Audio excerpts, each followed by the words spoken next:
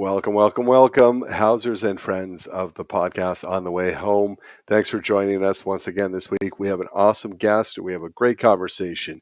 Before we get to that conversation, I want to talk a little bit about my organization, Blue Door. Blue Door is an organization that for the past 41 years has been operating in the northern part of the GTA, York Region, Durham, and Peel. We help our most vulnerable people find emergency housing, transitional housing, longer-term supportive housing. We do it for senior men, for families, for youth, for 2S LGBTQ plus youth, and for many, many more new Canadians coming in needing housing. We do that. We also have a social construction enterprise called Construct, where we have a construction company that does a lot of amazing work to help renovate and build homes, as well. We have the training arm of that, which launches people into the trades to build those homes we desperately need across the country. We also operate some health clinic pieces too, with a nurse and in-reach workers to keep people healthy so they can actually achieve their goal of finding long-term housing, and much, much more. If you want to find out all the things we do, go to bluedoor.ca or click on the QR code, or not click on the QR code, but just scan that QR code. It will bring you right to the website and tell you all about us. We do this in partnership with the Canadian Alliance to End Homelessness. They are a national organization that are having huge impact. They do a lot of work around advocacy, telling the stories that Canadians need to hear, that government, they have the ear of government, helping them with solutions around ending and preventing homelessness. And they do a lot of training as well, and much, much more. If you want to check out the wonderful work that they're doing at the Canadian Alliance to End Homelessness, go to caeh.ca and check it out there. Today's guest, we have Annie Hodgins from the Canadian Centre of Housing Rights. Annie comes on for the first time, and we've had before they rebranded, we had the organization out before, but this is Annie's first time on the pod. She tells us all about the Canadian Centre for Housing Rights, what they're up to, what they're all about.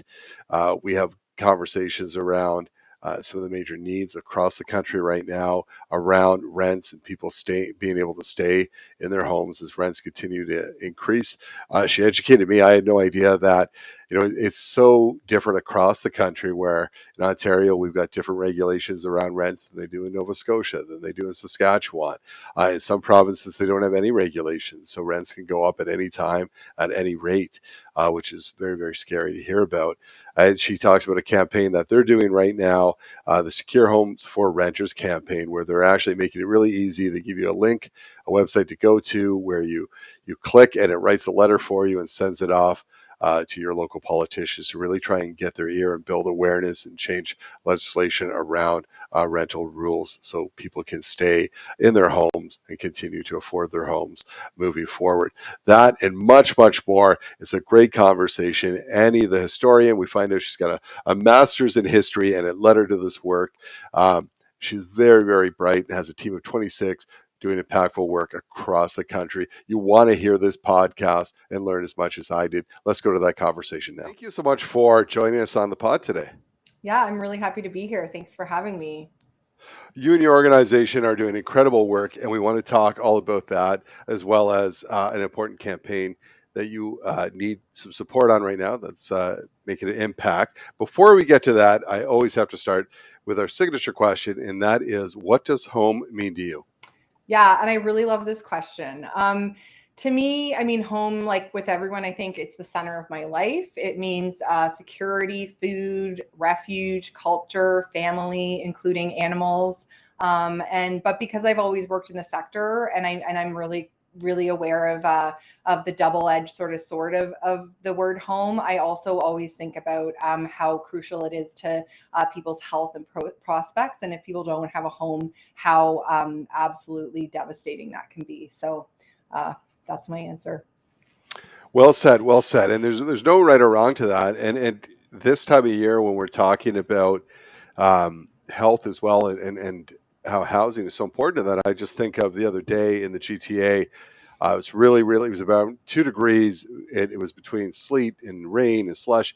And if you're getting soaked in that as someone experiencing homelessness or someone without housing, and you can't warm up or dry off, the serious illness or death or health problems that come out of that, for sure. So well said. Let's talk a little bit about your journey into this work. I know you've been with Canadian Center for Housing Rights for 10 years, right? Is it 10 Yeah, years now? yeah, that's For right. 10 Yeah, years. yeah. And I know through your background, you actually have a master's in history, right? I Is that actually, yes, I do. Yes, yes, and so my journey was a little bit winding to get to where I am, but I started sort of, well, as someone that studied history, I always go back to the beginning. I grew up in a family that did a lot of community service work, and so just that notion of everyone needing to have what they need and supporting others was really crucial to sort of my ethos. And so I always did want to work in the nonprofit sector. When I was going off to school, I actually got a journalism scholarship, which I turned down because I felt like I needed to sort of understand the issues better. So I chose history, and I think people don't necessarily, I'm a bit of an evangelist for history. People don't really understand it. There's a lot of critical thinking skills and analysis of social issues that degree kind of helps you with. So always happy to encourage others to go into the area, because I know it's not a straight pathway to a career always, but I did want to work in the nonprofit sector, and I started with grant writing and working on program development, and then that evolved into, as it often does in the sector, into program management, and just evolved from there. I definitely was attracted to Center for Equality, Rights, and Accommodation as it was then, just because there was such a focus on human rights and housing as such an important social area. And I mean, I think these days everyone now understands that, but even 10 years ago, not everyone was seeing all those connections between housing and all of the other areas of people's lives that people are finally acknowledging. So that's sort of a brief summary of my trajectory, but it's just been an amazing journey at the organization, and to see sort of the sector and the world kind of come along in those 10 years to really understand the issues better, even if we're still struggling with some solutions, has been really, really great.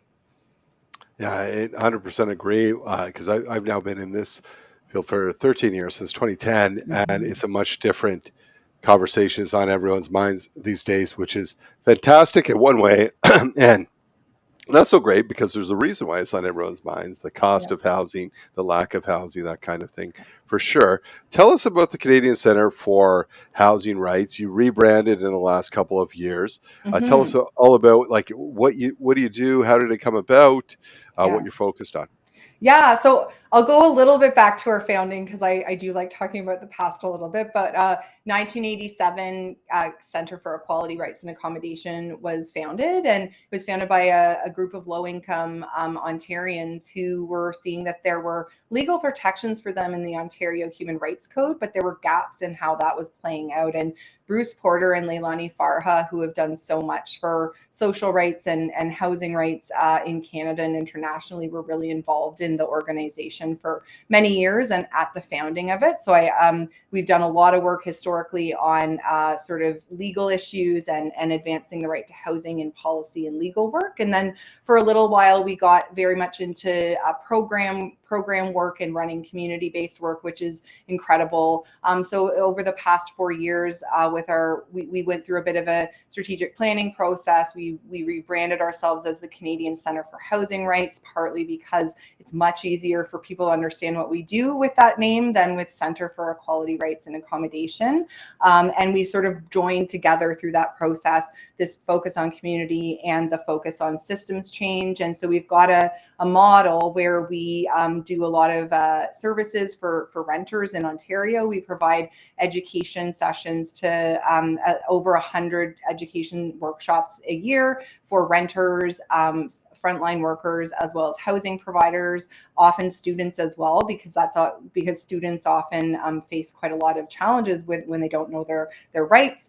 We provide services, including representation at the Landlord and Tenant Board, that all of those services complement what Legal Aid Ontario already does. But we also run a pro bono matching program with 26 private bar lawyers and firms, which was filling a gap we'd seen for a long time in terms of people accessing justice crisis and the legal support when they're facing eviction.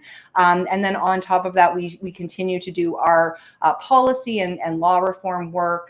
We've run the Right to Housing Toronto, coordinated that group for several years since 2019, monitoring how the city is measuring up against its obligations when it comes to the right to housing. And we do lots of work sort of in that area and also federally and provincially. And then finally, just quite exciting to us, we launched our first sort of research department in 2021. And we've got some really accomplished researchers, if I do say so myself, including a data scientist. And we're looking into some understudied areas in housing right now. You're doing very important and impactful work. What are some of the biggest challenges facing your organization right now? Yeah, I mean, I think that it's the same as it sort of always has been, but there are, as you kind of alluded to, there's just so much work to be done. But I think the good news is that we've seen more government action on affordability and supply sort of at all levels than we've ever seen in my time, at least. So I think the challenges just remain that there's so much to do in housing, and where do you really focus and have the biggest impact? So we have been thinking about that recently, and our framing at the organization is the 7 elements of the right to housing, but we've really started focusing on affordability and security of tenure, because in this current sort of affordability crisis, those are the most important things. If people, low income people, we've always worked with and we've always fought to protect their housing rights, but increasingly middle income and upper middle income people can't afford housing. So we really need to focus our efforts on affordability and preventing evictions and preserving existing affordable housing. So a challenge that I think we've faced is making sure that people are aware that we need to protect the housing that we have. I think there's a big push to create more supply, which is great. But alongside that, one of the messages we're really trying to put forward is we've got existing affordable housing, both in the private market, that needs to be protected. And we also need to make sure that the housing that we're building is affordable and perpetually affordable, and that there's enough supportive housing and other types of housing that meet the needs of people across the spectrum, and not just that we're building expensive housing that only a few people can access. Yeah, interesting enough. We haven't aired it yet. We have a podcast with John Fox, who's a lawyer with Robbins Appleby, and so we were walking through a lot of the new legislation over the last year and a half. There was 4 major bills passed, and he was talking about that a lot of that was just really based around supply of housing, and it wasn't affordable, was not in the mix. That was one of the suggestions, is that needed to change. As well, we talk a lot on this podcast too about, you're right, of course, supply, new supply, great. Affordable, deeply affordable supply, great, but we also have to maintain what we have, and some of that is around. Someone mentioned, I put out a tweet where we're talking about acquisitions program, and someone responded, Abe Outsarn, who out of London, said, "Love it. However, what we really need is better rent control."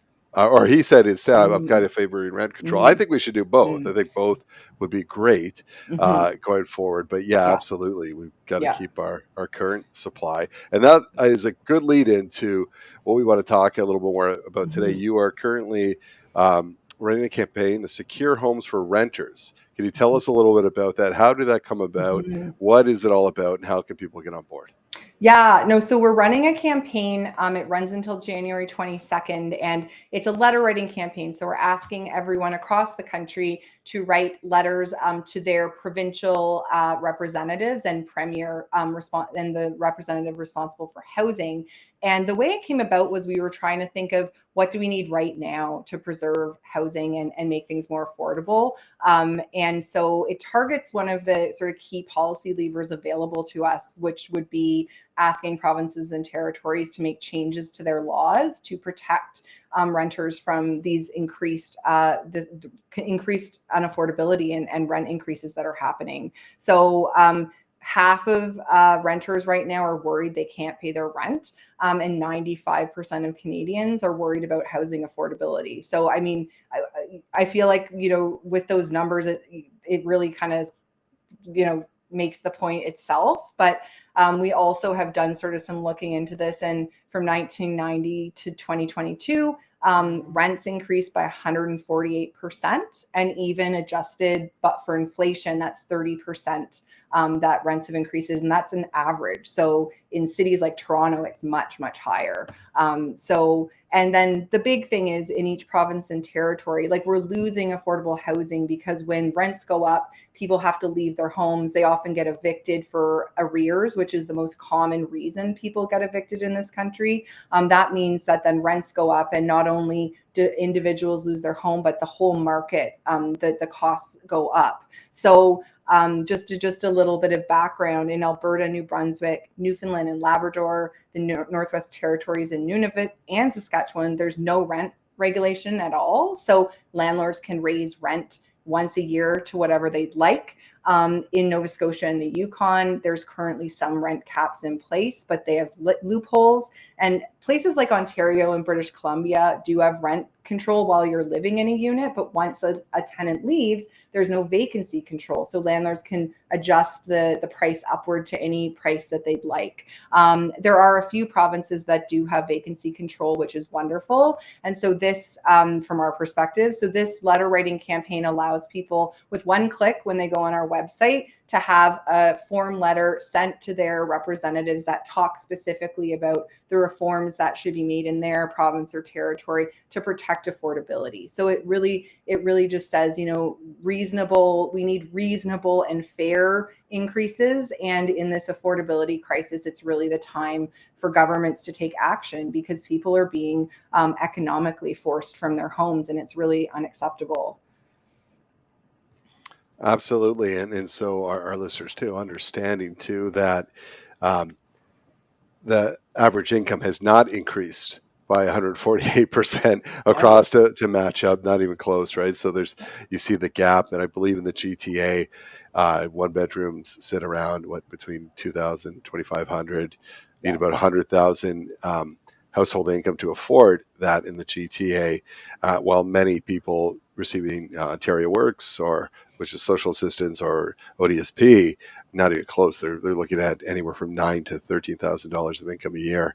So a huge gap, and even I mean that's that set of the population you mentioned. Even the middle class now is getting unaffordable. What does success look like? Well, if you're looking at this campaign a couple months down the road, for you to say this was a success, what does that look like? Yeah, I mean, the top line success would be every province and territory amends their residential tenancies laws. I don't think that that's necessarily going to happen now, but we really want to raise awareness that this is something that's possible, and that there are these are what the problems are, these are where the gaps are, and the fact that people should understand that where they live in Canada determines the level of rent protection and tenant protection they have. And that seems kind of strange and unacceptable. So if you live in Ontario, you have more legal protections in your rental housing than you do in other provinces, and that does not seem fair at all. So for people to understand the sort of disparity between the provinces and what can actually be done, the idea that we can change things and we can do it right now and it could have an impact, I think is really important. And then the longer term piece of continuing through our sort of work with governments and policymakers to continue pushing these messages. And we've gone through, our legal team and policy team have gone through the residential laws in each province and seen where those reforms could be made. And so we're also there to support. If people want to make those positive changes, we can support with sort of what could that look like, and how do we implement these changes. So both, I think the public awareness piece is really key right now, but we want to keep sort of pushing this because I think it could have a big impact. And quite often, I think Canadians at large really have the best intentions. They say, I hear you. What can I do? I get asked it all the time. What can I do to make this better? You're giving them, this is real simple. This is something you can do, where not only are you making a difference, but it's all with a push of a button. They just have to go to your website or the link and click on that. It writes the letter for you, and it sends it off, which I think is brilliant. So if people want to be a part of this solution, what do they do? Walk us through the steps. Yeah, so as you mentioned, we've got the letters all set up, and you can send them with a click. So you go to our website, housingrightscanada.com, and right at the top of our website is our Secure Homes for Renters banner. So you can click that, and then it takes you to the page. You simply enter your name and I think your email, and then you choose your province and you send it off. And it would be really, really helpful, I think, to this push if people would be able to do that. If you want to go directly to that website, it's just housingrightscanada.com/secure-homes. Very cool. And what is the response been so far? This started in November, ends in another week. And in this podcast will drop just before it ends so people could get in there and get it done. What is the response been so far? It's been pretty good. We've got people from across the country have participated, but we'd love to get more letters out there. So we've got sort of nearly 1,000 letters so far, but we would really love to have many more. Very cool. If people want to learn more about the great work you're doing at CCHR, where can they go to and how can they get involved? Yeah, they can definitely go to our website. We've got a lot there. We also have accounts on Twitter or X, LinkedIn, and Facebook, and we're always a few different ways. I mean, we are often recruiting because our team has grown quite a lot. We've got 26 staff. We also have quite a number of opportunities for students, and we just always want to hear. We're always open to different partnerships, in particular in sort of communities across the country, in particular where there maybe aren't as many services or aren't as many programs, and people might want to partner or just chat through any of the work we're doing, or any of the work that you're doing. So always love to hear from people. Yes, well, thank you so much to you and the team across the country for relentlessly pushing this agenda forward. It's fantastic. It's impactful. It's needed now more than ever. And thank you so much for taking time out of your busy schedule to join us on the pod today. Well, thank you so much, Michael. This has been wonderful. I really appreciate it. Annie, we'll see you next time on the way home. See you later.